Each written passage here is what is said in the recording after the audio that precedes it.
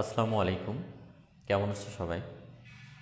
তো করোনার এই প্যান্ডেমিক সিচুয়েশনে আবারও তোমাদের সামনে অনলাইন ক্লাসে হাজির হয়েছি।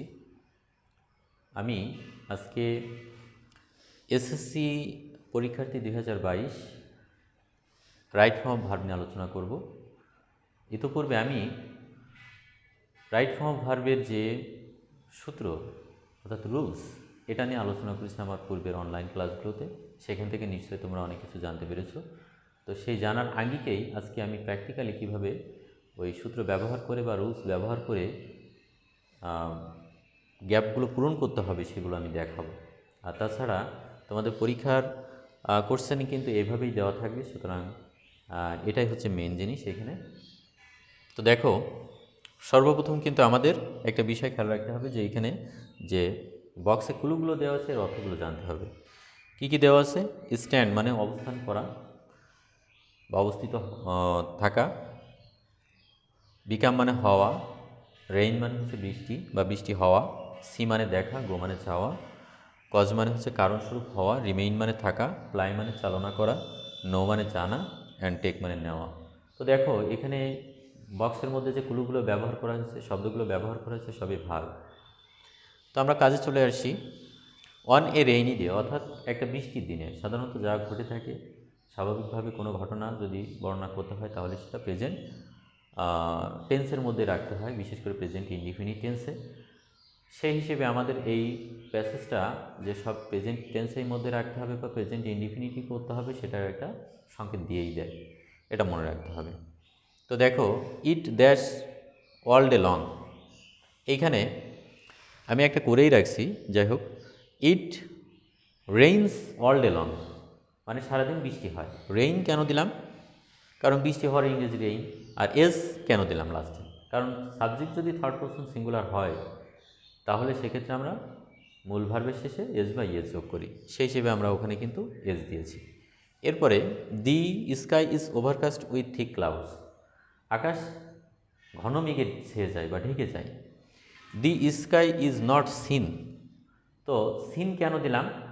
কারণ এখানে খেয়াল করতে হবে বি প্লাস ভি3 একটা সূত্র, যদি গ্যাপের পূর্বে আমাদের বি হয় বা অ্যামিজার অজয়ের হয়, এইগুলো হয়, সেই ক্ষেত্রে আমাদেরকে কি গ্যাপের যে ভার্ব থাকবে সেই ভার্বটাকে কী করতে হবে?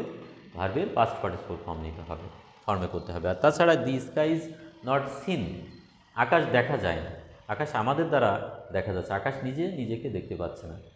আর যে ঘটনা নিজে নিজে ঘটতে পারে না, অন্যের মাধ্যমে ঘটে, তাহলে সেই ঘটনা সাধারণত আমরা কোন ভয়েস লিখি? প্যাসিভ ভয়েস লিখি। সেই হিসেবে এটা প্যাসিভ ভয়েস বি প্লাস ভি3 সূত্রে যাবে। আর সি এর পাস্ট পার্টিসিপল বা ভি3 হচ্ছে সিন।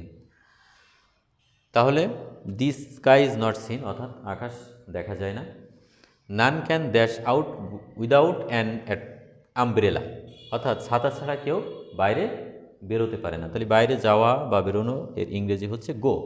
তাহলে নান ক্যান, ক্যান আছে কারণ মোডাল প্লাস ভি, এই সূত্রে যাবে এটা, মোডাল প্লাস ভি। অর্থাৎ আমরা জানি যদি ভার্বের পূর্বে, প্রিন্সিপাল ভার্বের পূর্বে যদি মোডাল অক্সিলারি ভার্ব ব্যবহার করা হয় তাহলে প্রিন্সিপাল ভার্বের কোনো পরিবর্তন হয় না, অর্থাৎ বেস ফর্মই বসে যায়। সেই হিসেবে এখানে ক্যান আছে বিধায় এখানে কিন্তু ভার্বের কোনো পরিবর্তন হবে না। তাহলে নান ক্যান গো আউট, কেউ যেতে পারে না উইদাউট অ্যান আমব্রেলা, ছাতা ছাড়া। ওয়াটার ড্যাশ অন রোডস, তাহলে রাস্তার পরে পানি কী হয়? জমে যায় বা অবস্থান করে, সেই ক্ষেত্রে অবস্থান করার ইংরেজি কি? স্ট্যান্ড। আর ওয়াটার যেহেতু থার্ড পারসন সিঙ্গুলার নাম্বার, কোনো লিকুইড এলিমেন্টস যদি সাবজেক্ট হিসেবে হয় সেন্টেন্সে, তাহলে সেক্ষেত্রে কী করতে হয়? সেই সাবজেক্টটাকে থার্ড পারসন সিঙ্গুলার হিসেবে নিতে হয়। থার্ড পারসন সিঙ্গুলার মানে হচ্ছে ভার্বের শেষে এস বাই এস যোগ করা। সুতরাং ওয়াটার স্ট্যান্ড, স্ট্যান্ডের শেষে কী করতে হবে? স্ট্যান্ডস করতে হবে। আর এখানে গো। So water stands on the roads, অর্থাৎ পানি রাস্তার উপরে অবস্থান করে বা রাস্তার উপর দিয়ে উঠে যায়। অ্যাজ এ রেজাল্ট, এর ফলে roads dash muddy and slippery, রাস্তা কী হয়? মাডি মানে কর্দমাক্ত আর স্লিপারি মানে হচ্ছে পিচ্ছিল হয়ে যায়। তাহলে হয়ে যাওয়া বা হওয়ার ইংরেজি কি? বিকাম। তাহলে রোডস, দেখো এখানে সাবজেক্ট রোড এর পরে এস আছে, তার মানে subject third person plural number, সুতরাং ভার্বের শেষে কোনো পরিবর্তন হবে না, ভার্বের বেস ফর্মটাই হবে, তাহলে বিকাম হবে শুধু, বি কাম। তাহলে roads become muddy and slippery, রাস্তা কী হয় তোমার কর্দমাক্ত হয় এবং পিচ্ছিল হয়ে যায়। অ্যাজ এ রেজাল্ট ফলে ইন ঢাকা সিটি, অর্থাৎ ঢাকা শহরে দি রোডস অ্যান্ড স্ট্রিটস, রাস্তাঘাট কী হয় ড্যাশ আন্ডার ওয়াটার, অর্থাৎ for hours, dash under water for hours, মানে ঘন্টার পর ঘন্টা রাস্তাঘাটগুলো কি হয়ে যায়, পানি নিচে চলে যায়। তাহলে পানি নিচে চলে যাওয়া, তাহলে যাওয়ার ইংরেজি কি গো। আর রোডস অ্যান্ড স্ট্রিটস এটা যেহেতু প্লুরাল আছে, যার কারণে কিন্তু সাবজেক্ট প্লুরাল হবে, এই জন্যে গো গো তো একটা জায়গায় ব্যবহার করছি, সুতরাং গো আর ব্যবহার করতে পারবো না, গো আর আমরা ওটার বিকল্প হিসেবে রিমেইন ব্যবহার করতে পারি। সো রিমেইন আছে দেখো, তো রিমেইন আন্ডার ওয়াটার এটা দেওয়া যেতে পারে। রিমেইন মানে থাকা, আন্ডার ওয়াটার অর্থাৎ পানির নিচে, যেহেতু পানি রাস্তার উপর দিয়ে উঠে যায়, সুতরাং রাস্তা তো পানির নিচে চলে যাবে, এটাই স্বাভাবিক।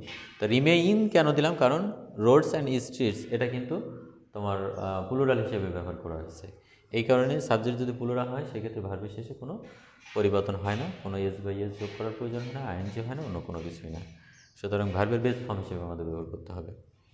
তো আন্ডার ওয়াটার ফর আওয়ার্স মানে ঘন্টার পর ঘন্টা, টুগেদার দ্যাশ মাস ইনকনভিনিয়েন্স টু দ্য পেডেস্ট্রিয়ান্স, এখানে পেডেস্ট্রিয়ান্স মানে হচ্ছে পথচারী, আর ইনকনভিনিয়েন্স মানে হচ্ছে অসুবিধা, সুতরাং পথচারীরা বিভিন্ন অসুবিধায় পড়ে যায়, তখন বিড়ম্বনা সৃষ্টি হয়। তাহলে বিড়ম্বনা সৃষ্টি হবে, অসুবিধায় পড়া, এর ইংরেজি ইনকনভিনিয়েন্স, আর সৃষ্টি হওয়া বা কারণস্বরূপ হওয়া সেটার ইংরেজি হচ্ছে কজ, ওর সাথে কিন্তু আমাদের আইএনজি যোগ করতে হবে, CAUSING। এখন প্রশ্ন হচ্ছে কজের শেষে আইএনজি কেন যোগ করলাম? কারণ হচ্ছে আমরা একটা সূত্র জানি, যদি একটা সিম্পল সেন্টেন্সে দুইটা প্রিন্সিপাল ভার্ব বা ফাইনাইট ভার্ব ব্যবহার করা হয়, সেই ক্ষেত্রে দ্বিতীয় প্রিন্সিপাল ভার্বের পরে আইএনজি যোগ করতে হয়। তাহলে দেখো একটা সিম্পল সেন্টেন্সে দুইটা প্রিন্সিপাল ভার্ব এসেছে, একটা হচ্ছে রিমেইন আর একটা হচ্ছে কজ, তাহলে দ্বিতীয় প্রিন্সিপাল ভার্বের শেষে আইএনজি যোগ করব, এই কারণে এখানে আইএনজি হয়েছে।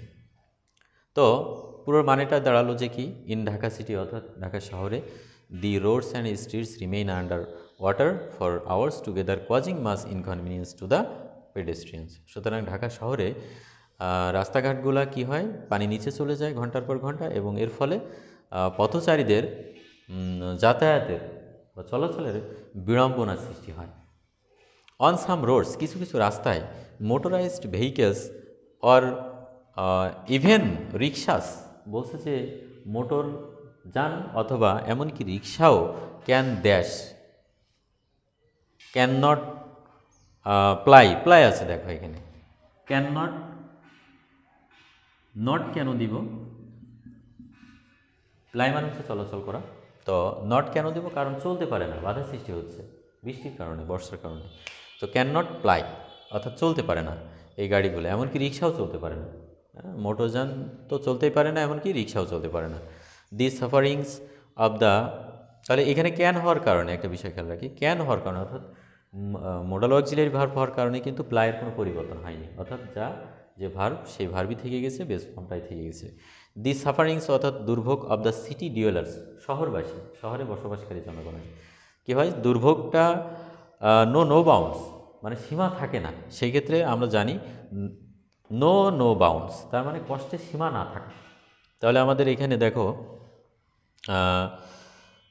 দি সাফারিংস অর্থাৎ দুর্ভোগ তো সিঙ্গুলার না প্লুরাল, সেই কারণে কিন্তু আমরা এখানে ভার্বের শেষে কোনো এস বাই এস যোগ করতে পারবো না বা কোনো পরিবর্তন করতে পারবো না, কারণ সাবজেক্ট যদি প্লুরাল হয়ে থাকে তাহলে ভার্বের শেষে সাধারণত কোনো কিছু যোগ করা লাগে না, সুতরাং এখানে আমাদের শুধুমাত্র নোই দিতে হবে, নো বাউন্ডস অর্থাৎ কষ্টের সীমা থাকে না।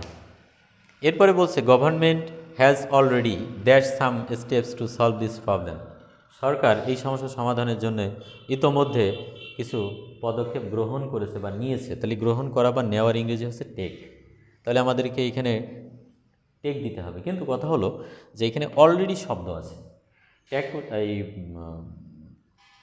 রাইট ফর্ম ভার্বের নিয়ম অনুযায়ী যদি সেন্টেন্সে তোমরা already, yet, ever, just now lately, recently, এই শব্দগুলো যদি তোমরা দেখতে পাও তাহলে কোন টেন্সের মধ্যে লিখতে হবে সেন্টেন্সটা? প্রেজেন্ট পারফেক্ট টেন্সে।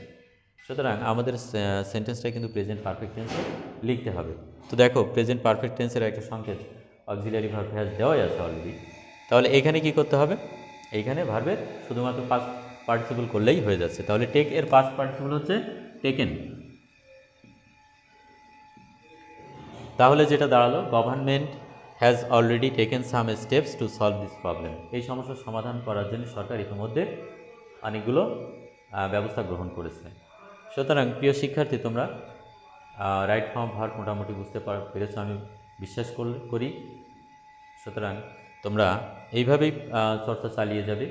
আশা করি তোমাদের সমস্যার সমাধান পরিপূর্ণরূপে হয়ে যাবে। তো তোমরা ভালো থেকো। আর এই কোভিড-19 মহামারীর মধ্যেই তোমরা স্বাস্থ্যবিধি অনুসরণ করে বাড়িতে পড়ালেখা চালিয়ে যাও। সকলে ভালো থেকো।